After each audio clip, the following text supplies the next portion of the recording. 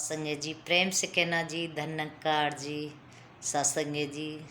सभी संत महापुरुष आज समागम की तैयारी में लगे हैं और सब बहुत खुश हैं। सदगुरु माता जी कृपा करे, हर संत की हर प्रकार से खुशियों से झोली भरे सत्संगत और सब मिलजुल के समागम में जाएं। तो सत्संगत ऐसा सुंदर आज समय है हमारे जीवन में समागम का। तो सत्संगत अभी हम देख ही रहे हैं कि सत्संगत कनागतों का ये दौर चल रहा है। घर घर में सत्संगत इस तरह से इनकी पूजा अर्चना करी जा रही है। लेकिन सत्संगत महात्मा नानक देव जी इस बात को लेकर के एक बड़ा सुंदर सत्संगत हमको उदाहरण देते हैं। महात्मा बताते हैं, नानक देव जी जब गंगा जी नहाने के लिए गए और देख रहे हैं कि वहाँ अनेक और सत्संगत इंसान गंगा जी नहा रहे हैं और नहा करके फिर कहीं सूरज को जल दे रहे हैं, कहीं अपने प्रेतों को जल दे रहे हैं सत्संगत। उसके बाद में नानक जी ने पूछा कि भाई आप ये क्या कर रहे हो? कहने लगे कि हम अपने प्रेतों को जल दे रहे हैं, हम सूरज को जल दे रहे हैं। अब उनकी बात सुन कर के सत्संगत वो भी ज़ोर ज़ोर से पानी फेंकने लगे। कहने लगे नानक ये क्या कर रहे हो? कि मैं अपने धान में पानी दे रहा हूँ। कि धान में पानी दे रहे हो? कि यहाँ से कैसे पानी लग सकता है? तो सत्संगत कहने लगे कि जब इतनी किलोमीटर सूरज है वहाँ पानी आपका जा सकता है और आपके प्रेतों को साला साल ये संसार छोड़ के चले गए हो गए, तो क्या उनके पास आपका पानी नहीं जा रहा? अगर आपका पानी उनके पास जा सकता है तो मेरा भी खेत भर सकता है। तो सत्संगत कहने लगे बड़ा कैसा मूर्ख इंसान है।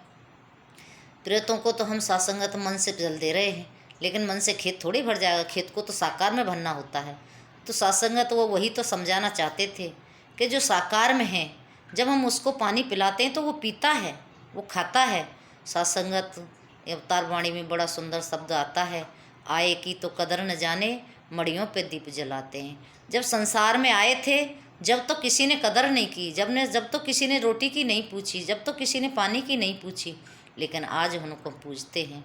तो सत्संगत इसीलिए निरंकारी मिशन में ये सिखाया जाता है कि जीते जी सत्संग सेवा करो, माँ बाप की सेवा करो, परिवार की सेवा करो।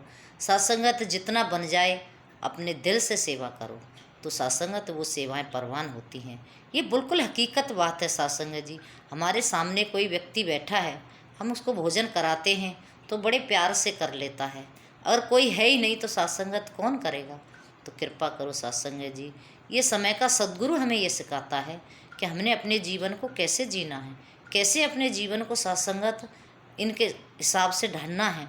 तो कृपा करो सत्संगत जी, आज समय का सद्गुरु हमें ये सीख दे रहा है कि जो तुम्हारे परिवार में हैं उनकी इज्जत करो, उनका मान सम्मान करो, उनको टाइम से सत्संगत सेवाएं करो तो सत्संगत सारी सेवाएं परवान होती हैं। संतों का साथ करो, सत्संग करो, सेवा करो, सिमरन करो, जिससे कि सत्संगत इस जीवन का भी कल्याण हो जाए। एक कर्म सत्संगत संसार के करते करते हमने ये कर्म भी करना है, गुरु के साथ जुड़ कर के भक्ति भी करनी है, क्योंकि सत्संगत भक्ति सद्गुरु सिखाता है। कहते हैं गुरु दिखावे गुरु मिलावे, गुरु ही प्यार सिखाता है कि गुरु ही सत्संगत हमारे जीवन को प्यार सिखाता है। आज ये प्यार जो हम सत्संगत एक दूसरे के साथ करते हैं ये गुरु ने हमें सिखाया। अन्यथा सत्संगत जी हम क्या जानते थे? हम तो सिर्फ अपने आप में ही सत्संगत रहते थे कि ये मेरा है, ये मेरा है, इससे प्यार करो, इससे नफरत करो। लेकिन आज गुरु ने कहा नहीं, हम सब एक प्रभु परमात्मा की संतान हैं और हम सब में एक ही समाया है। तो हमने सबसे प्यार करना है, सबके साथ सत्संगत मान सम्मान से रहना है। तो सत्संगत ये गुरु की सीख है, ये गुरु ने हमें सिखाया है, क्योंकि सत्संगत गुरु के बिना कहाँ बात बनती है। तो कृपा करो सत्संगत जी, गुरु ही प्यार सिखाता है। एक बार एक बहन कहने लगी कि बहन जी हमारी जो पड़ोसन है ये तो बिल्कुल भी नहीं बदले, इनका तो बिल्कुल जीवन नहीं बदला। तो सत्संगत मन में वही भाव आया। कहते ना एक बच्चा होता है, कोरा कागज़ होता है, उसे जिस तरह से ढालो ढल जाता है। एक छोटा पौधा होता है, आंधी तूफान कितना भी चले वो सत्संगत सहज में ही झुक जाता है और अपने आप को बचा लेता है। लेकिन जब बड़ा हो जाता है, पेड़ बन जाता है, तो सत्संगत जब आंधी तूफान आ जाते हैं वो टूट तो जाता है लेकिन झुकता नहीं है। ठीक इसी प्रकार से इंसान का भी जीवन होता है। पूरा जीवन तो सत्संगत तो उनका अंधकार में निकल गया, अज्ञानता में निकल गया। अब कहाँ उसे ज्ञान समझ में आएगा? तो सासंगत ऐसा जीवन कुछ होता है। लेकिन फिर भी सासंगत कहते ना, करते करते अभ्यास के जड़ मत होत सुजान, रस्सी आवत जास से सिल पर पड़त निशान। कहते हैं नित्य प्रतिदिन अगर कोई व्यक्ति सत्संग करता है तो उसके जीवन में जरूर बदलाव आता है, गुरु जरूर कृपा करता है। लेकिन सत्संगत तो शर्त यही है कि हमें करना है। ज्ञान लेकर के हम घर बैठ गए तो क्या समझ में आएगा? कुछ समझ में नहीं आएगा। सत्संग जी सालों साल तो ज्ञान भी समझ में नहीं आता। सालों साल तक हम सत्संग करते रहते हैं लेकिन ज्ञान समझ में नहीं आता हमको। ज्ञान तब समझ में आता है जब हम प्रतिदिन संत महापुरुषों के पास बैठते हैं, उनसे चर्चा करते हैं। बहन जी आप बताइए महापुरुषों जी, हमें आप ये बताइए।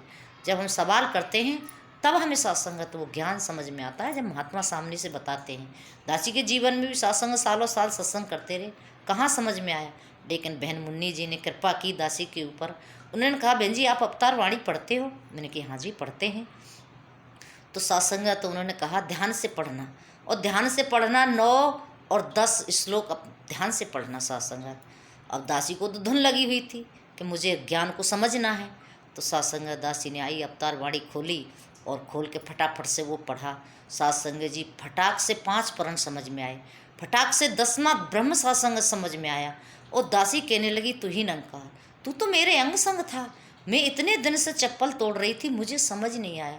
मैं यही कहती थी ये सब महात्मा कहते मैंने परमात्मा को देखा है, लेकिन मुझे क्यों दिखाई नहीं देता। लेकिन संत ने कृपा की तो सत्संगत मुझे नज़र आया। आओ सत्संगत ऐसे ही हमने संत के साथ बैठना है। अगर ज्ञान समझ में नहीं आया है तो किसी संत के पास बैठें, किसी ब्रह्म ऋषि के पास बैठें, उसके साथ चर्चा करें तो सत्संगत ये ज्ञान सहज में ही समझ में आ जाता है। कहते हैं ना गुरु मनावे गुरु दिखावे, गुरु ही प्यार सिखाता है, गुरु कृपा कर देता है। जब गुरु कृपा करता है तो सहज में सत्संगत ये हमें समझ में आ जाता है, और समझ में आ जाता है तो फिर हम अपने जीवन को सत्संगत आनंद में जीते हैं। आज महात्मा विचार करते हैं, आज महात्मा गीत बोलते हैं, एक एक शब्द सत्संगत किस तरह से हमारे जीवन को बदल देता है। आओ सत्संगत हमने अपने जीवन को बदलना है। हमने किसी को सत्संगत ये नहीं देखना है कि इसका जीवन बदला या नहीं बदला, हमने खुद को बदलना है। वही बात कहते हैं ना महात्मा कि बाबा जी ने एक लाइन खींची, अब कहते हैं इस लाइन को छोटा करो। तो सत्संगत अब महात्मा सोचने लगे इसको छोटा कैसे किया जाए। तो सत्संगत किसी की समझ में नहीं आया। गुरु महाराज ने दूसरा सत्संगत लाइन उसी के पास में उससे बड़ी खींच दी। तो सत्संगत फिर समझाया कि अपनी लाइन को बड़ा करना है, दूसरे की लाइन छोटी करने की वजह अपनी लाइन को बड़ा करना है, अपने ज्ञान को सत्संगत प्रकट करना है, अपने जीवन में प्रकट करना है। आओ सत्संगत कृपा करो कि हम गुरु के साथ जुड़े रहें, भक्ति करते रहें। आज समय का सद्गुरु सबको सुख बांट रहा है, सत्संगत आनंद दे रहा है, खुशियाँ दे रहा है। जो इसके साथ जुड़ा है उसके जीवन में किसी प्रकार की सत्संगत कोई कमी नहीं है। तो अरदास करती है दासी तो माता जी कृपा करो आपके गुण से हमेशा खुश रहें, तन मन धन के हर प्रकार के सुख रहें सबके पास, खूब भरपूर सब सेवा करें, सत्संग करें, सिमरन करें और आपके आदेश के अनुसार अपने जीवन को ढालें। ऐसी अरदास प्रार्थना है आप जी के चरणों में। प्रेम से कहना धन्यकार जी।